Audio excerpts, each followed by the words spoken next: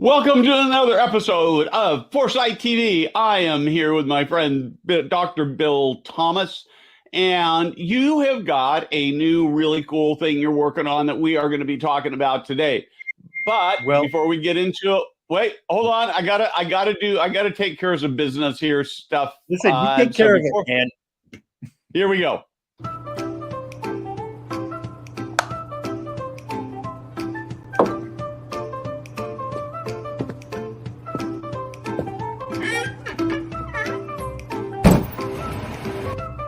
Hey guys, Steve Moran here.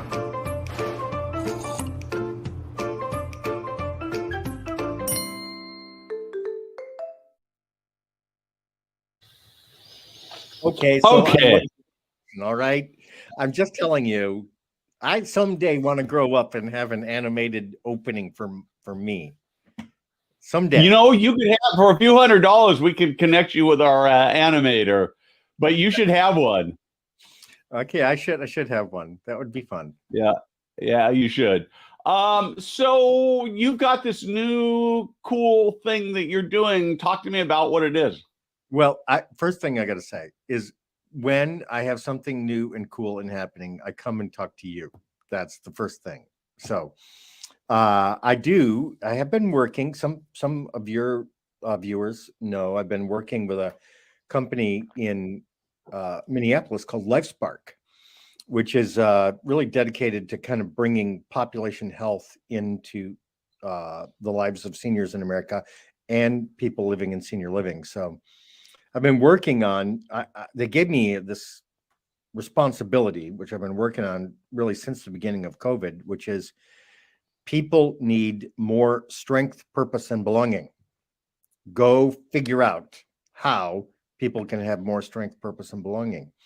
And in fact, Steve, you and I did a couple of broadcasts during COVID when I was just starting to work on this. That was the last time we really connected. And I'm just coming back to report kind of what happened. So as you know, during the height of the COVID pandemic, people were really suffering on multiple levels, both from the disease and social isolation and loneliness. And you've really covered that on your site. So in response to that, and in recovery from that, we wanted to put together something that really heightened the strength, purpose, and belonging of people living in senior living. So we call what we do playing to win. And I'm going to outline the idea to you. And since you have a pretty sophisticated audience, I'll give some of the background on why we're doing it. But we know the evidence is all out there about how social connections increase well-being and how physical activity increases well-being and belonging increases well-being. We all know that, but we struggle kind of sometimes to apply that in practice. So LifeSpark is managing 34 communities. So we organized those 34 communities into 34 teams, divided them into 2 sports leagues, the Lightning League and the Thunder League. And we are now in our second year of these teams competing head to head for cash earnings and championship banners. And it's kind of fun because, as you would expect, people take it very seriously. And that's exactly what we're looking for. So, I would think that people who can afford senior living wouldn't care about cash. Oh, see, here's the thing about the cash. This is a good point. People don't care about the cash for themselves. The cash goes to the community to be used by the community for whatever purpose the community wants to use to make life better. Okay. So they are competing for earnings, but the earnings are not going to them personally. They're going to the community to be used on behalf of the community. And that you put your finger on it. There's actually research that shows, I know it sounds weird, but there's research that shows that lottery play goes down the older we get. And one of the reasons the people who did the research, one of the reasons they think is that people are less motivated in old age by private gain than like a 22-year-old, for example. And they're more motivated by group or social gain or shared gain. So that's how this is structured. Mm-hmm. So I'm going to take a little bit of a side journey here, as you probably not terribly surprised. So I'm really fascinated by this because the data is pretty compelling that as we get older, friendships become harder. Yes. And I will tell you, I have experienced that. We moved to the Sacramento area about 10 years ago, and when we did that, we had no kids. My wife is essentially at retirement age. I'm getting close. My best friends in Sacramento, I'm almost embarrassed to tell you, are a bunch of fourth, fifth, and sixth grade kids that I teach at church. And most of my adult friendships are people I see at conferences who related to on the internet, and I struggle with that. Yeah. So you put your finger right on it, which is, in order for friendships to develop, the relationship really needs to be about something other than friendship. It's kind of weird. If you walk up to people on the street and say, "Hi, I'm Steve. I want to be your friend," they're going to be like, "Whoa, man." that's right. But if you walk up and you say, "Hey, I'm Steve. I'm starting a soccer league and I'm looking for people to play on the team," they might, "Well, yeah, I like soccer. I'll play soccer." And then while you're on the team together playing soccer, that's where the friendship comes from. So let's Gotcha. connect it to senior living, where if you're, and you spend a lot of time there, if you just walk up to somebody in senior living, you live there, they live there, and say, "Hi, I'm Bill. I want to be your friend." Seems kind of weird. But if you walk up and say, "Hey, I'm Bill, and I want you to join our triathlon team," different thing. And I have a chance to build a relationship with you that's about our shared membership on the team. That's the key. So many things. Places I go with this. I'd love to pick your brain about, but let's talk about how you actually make these competitions happen. I mean, these are not people who are doing like pole vaulting and are they? Well, listen, Okay, let's hear about it. I'll just tell you about two or three of the competitions. So there's 4 competitions a year. We have a triathlon, an adapted triathlon during the winter. In the spring, that's what's happening now, we have radio controlled forklift racing. In the summer, we have a competition of pumping water using rubber bulb grips and the number of gallons of water. They're called grip games. And in the fall, we have a what's called the Spark Challenge, where we study about aging and ageism together. And then there's quizzes every week, and teams compete to get the highest scores on the quizzes.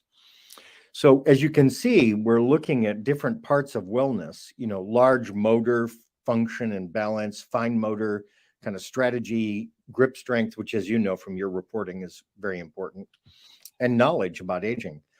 So let's talk about the triathlon. So the triathlon has 3 events. Obviously, it's triathlon. One event's called the Whizzer, where we take a walking frame and adapt it to make it into a piece of athletic gear. And people race it up and down the hallways, the walker, and get the largest number of steps they can. We have a bike crank setup, a recumbent bike setup, and an arm crank setup. So swimming and biking. Now, here's the thing I want to tell you. The teams aggregated more than 3,600 miles during the season. Wow. Yeah. Wow. They're incredible. Incredible. So anyway, my point about it is that all of the goodness that comes with being part of a team, competing for something that matters, and then celebrating your victories and your losses, that we can kind of put that into a vernacular called gamification. So when we gamify parts of our lives, they take on a new layer of meaning, and that's what we're doing. So you're actually now, and the thing that you're working on now is to take this. Actually, one more question before I go to that. So what percentage? Yeah, how do I ask this question? What percentage of residents are participating? How are you getting residents to engage in this? Here's the key, and this is again excellent point, because there's a certain number of people who are interested in being direct competitors that appeals to them. They want to race the forklift, or they want to do the whizzer. And then there's people that's not quite their cup of tea, but they want to be part of the team. So as we build the team, we structure out different roles. There's a race marshal, there's a timekeeper, a scorekeeper, there's a cheering section, there's a fan club. And depending on what season it is and what you want to do and how you want to be involved, there are many different roles. So we actually get very high levels of participation, sometimes 40, 50, even over 50% of the people living in the community. Yeah. Wow. That's a wow. I've never seen that before. Yeah. Well, it's interesting. When I was much younger, I lived in Southern California, and I belonged to a church that would do this big Christmas pageant presentation every year. And I participate because I was part of the organization, but my thought was, what a waste. I mean, it was sort of very self-indulgent. But when I took a step back and I looked at it, there were almost everybody in the whole church was doing something, painting steps, helping to print brochures. I mean, I'm thinking probably 80% of the congregation was involved. And the bonding that created was frankly amazing. Yeah. So, yeah, right. Absolutely right. And, I have a long-standing view that the best ideas are old ideas that have been around at least a millennium minimum. And so we know, going back to the ancient Greeks used to stop fighting wars so they could go compete in the Olympic Games. And then after the Olympic Games, they go back and start fighting their war again.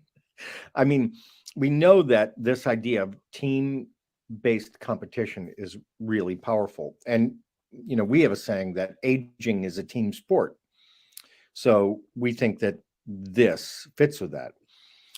And I'll tell you, so we're in our second year of doing it. It's really exciting. And the folks at LifeSpark asked me to start sharing what we're doing with the rest of the world. So, of course I got a hold of you. And we've organized a global symposium on these ideas, sharing everything we have with people. And that'll be running over the course of this summer. Cool. And so is there actually game playing? This is the link you sent me, right? Yeah. I'm gonna pop the link up here, but I'm gonna caveat it. Rather than sitting there thinking, oh man, you have got to be kidding. I'm never gonna type that out, which nobody is, right? We are actually going to take this, and I'll turn it into a short link, or I'll put it in the comments. So it'll be easy for you to click on. So tell me about how it's going to work now, because you're going to actually gamify this thing, right? Yeah, exactly. I mean, it's all about the gamification, man. So what we're doing is we're gamifying the symposium. So first off, this is being marketed to and presented to people all over the world. It's a global seminar. So Asia, Scandinavia, Europe, Australia, Indonesia, so we have connections there. And we're going to pull in an audience that will then be divided into 4 teams. So if you sign up, Steve, you'll be a member of one of the teams. And every week there'll be the opportunity to take a quiz. And all of your correct answers will go into your team's total. So the more correct answers your team gets, the higher up in the rankings your team is. Now, the other thing that's exciting is we're taking 15% of the proceeds of the whole project and we're dedicating it to a fund that will be given to a global nonprofit serving seniors around the world. One of them's from Japan, one's from South Africa, one's from North America, one's from Europe. We have these different options. So the winning team gets to vote on where the money gets donated. So we're gamifying the actual symposium so you can get some hands-on experience of how you do that and how it works and what it feels like and what the benefits can be for the community. So is this primarily for individuals or would I do this for a community? Well, here's what I would suggest. It's designed to be accessible to people who are working in the field, people who love elders at home, and to elders themselves. So here's what it's not. It's not a technical discussion of reimbursement rules and Darn. I know. I hate to disappoint you, man. Brokenhearted about that. It's very accessible, but and as part of the registration, I wrote 4 short books about this, and those 4 books, ebooks, are all included in the registration. So what you get taking away from this is loads of evidence-based material that can do a couple of things. One, copy exactly what we're doing. Yay, good for you. Hooray, take it, make it better. 2, make your own gamification play, make it play to win your own way. It's fine with me. So what's really interesting is that there's no attempt here to say, oh, well, this is tightly controlled, blah, blah, blah. We're putting it out to the world and saying, in response to COVID and in the need for greater strength, purpose, and belonging, greater sense of community, let's use some of these techniques to improve our practice and to improve the experience. So a community, if you're working in a community, sign up. If you have somebody you love who's an elder and they're interested in learning more about how to get more strength, purpose, and belonging, sign them up. It's not a thing that's restricted just to professionals. So, and this goes for how long? Well, we're doing it across the summer because we know how people's schedules are. So there's 10 sessions, each of which is recorded, and you can either attend live and be part of the chat and the Q&A, or watch anytime during the week. So there's 1 10-question quiz a week that's part of the gamification, and you get the 4 ebooks as part of the offering. And we're excited to kind of just share the ideas. And it kicks off when? I think the latter part of June. So it's like a month away. And okay. I guess the other thing I'll say, the price is right because you get 10 hours of education, 4 books for $99. So that is a deal. That is a deal.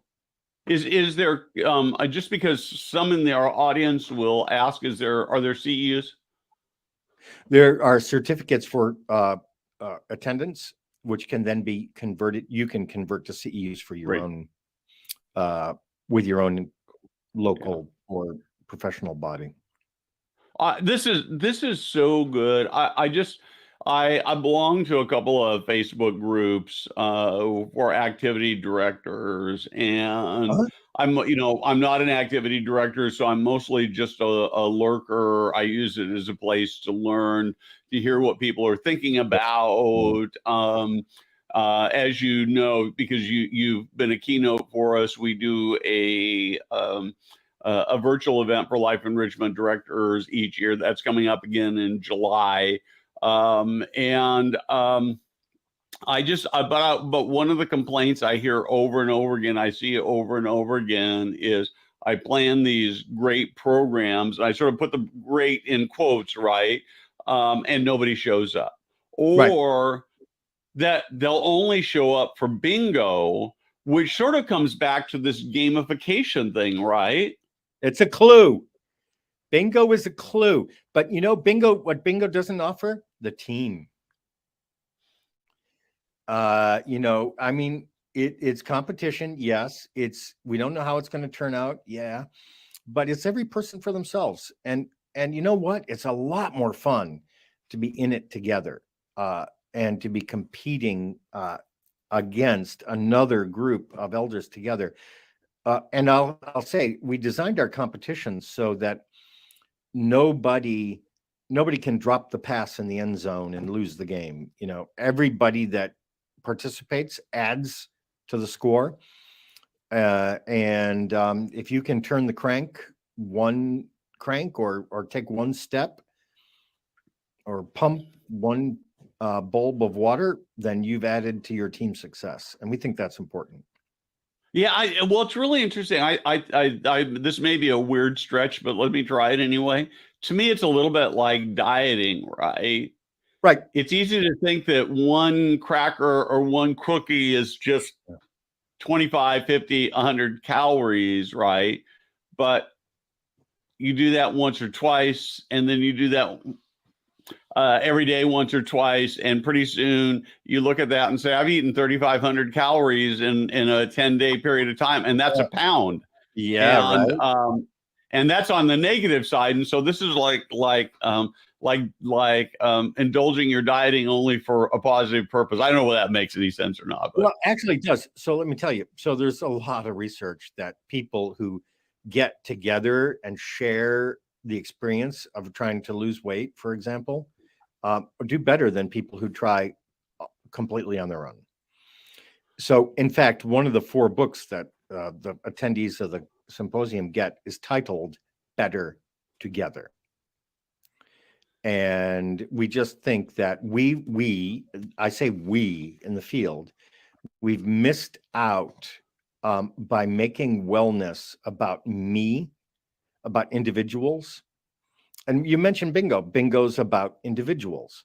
And what we're missing is the extraordinary power of we, and how we can come together and we can do things that individuals alone cannot do.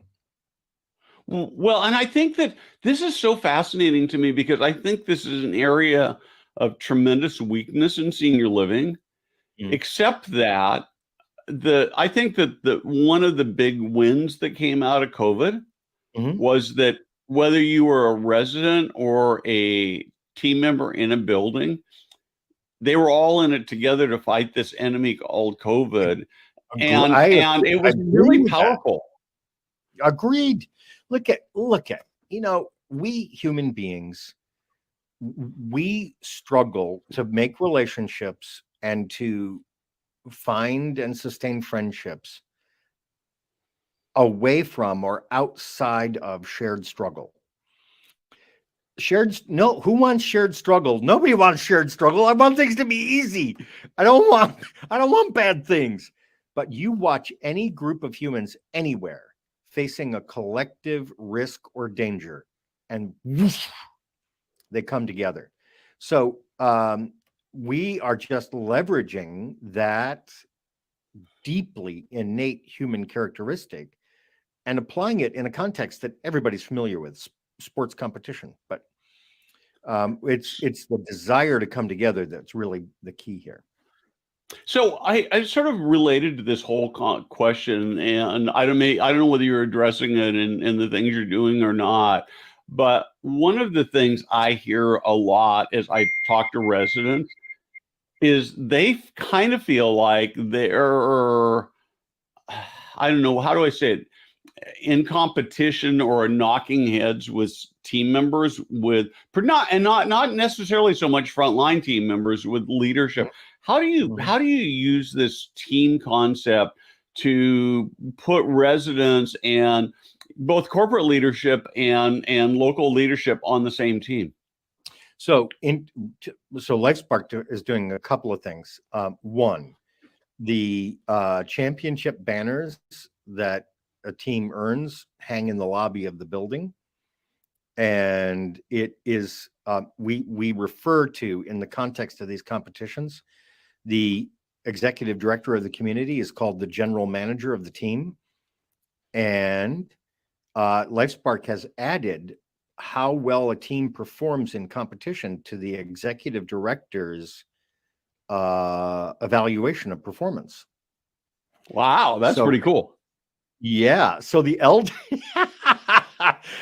how well the elders do at forklift racing has to do with your job evaluation. And that is smoking, man. And That is. it puts the executive director and the elders on the same side, like It, together.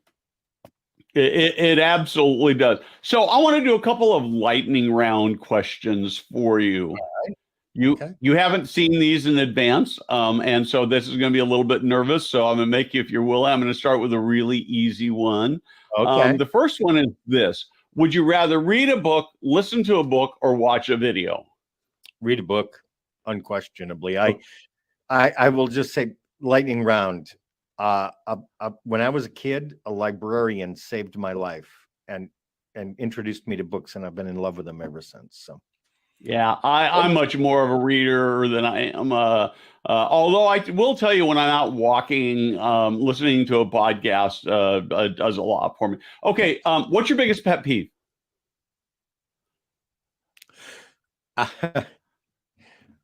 My biggest pet peeve is kind of ironic. My biggest pet peeve is people who won't just calm down and take it easy when we're driving, and like just understand everybody's having a hard day, and sometimes people make mistakes, and nobody's trying to get you, So I'm bothered by people who don't just chill out a little on the road. Oh man, I don't think you would ride with me when I'm driving. I know better, but I still get worked out, and it feels very personal, even though, of course, I know logically it is not. What is the one more question for you? What's the worst piece of advice anybody's ever given you? The worst piece of advice was given to me by a nursing home administrator who sat me down and my wife Jude down in his office and said, "Look, I know you're excited, but the Eden alternative is never going to work. Just give it up." And Jude and I looked at each other, because this was like, we were new in the field, you know what I mean? And this person had like 20 years experience. And we like looked at each other and like, oh, wow, really? Oh. But, we got over it. Yep. So he really just told us, just give it up. It's not going to happen. And there's so many naysayers. There's so many naysayers out there, people who talk about what can't be done. I look at senior living, and I think it's the most noble business. I think there are enough residents out there for every building to be full. Yes. I think there are enough people to work in senior living. There's all this conversation. If you make the job and you come back to exactly what we're talking about here, and you say you're not wiping butts, you're not mopping floors, you're transforming lives of some of the most vulnerable. You're being exposed to some of the most brightest people who have ever walked this planet. Who wouldn't want to have that job, right? And yet it's the poverty mentality.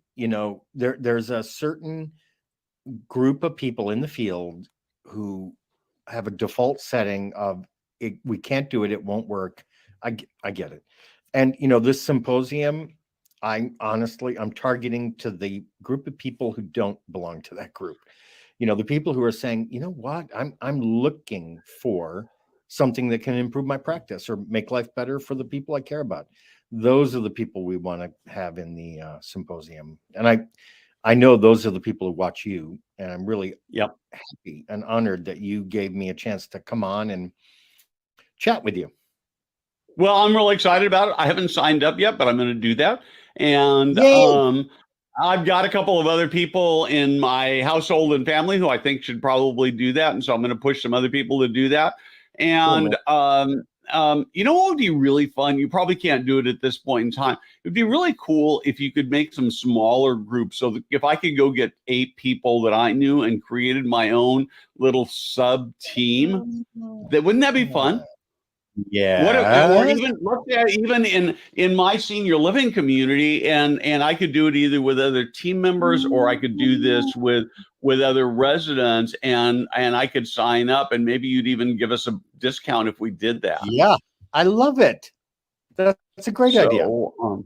And you know, and you could even balance teams by taking averages per, you know, so you could do weighted averages and stuff, and you could do some really cool stuff with that. So maybe too late for this time, but I think that could be really, really. I'm completely enthralled by this idea of teamwork, because I see it almost never. I don't even really see it talked about in life enrichment.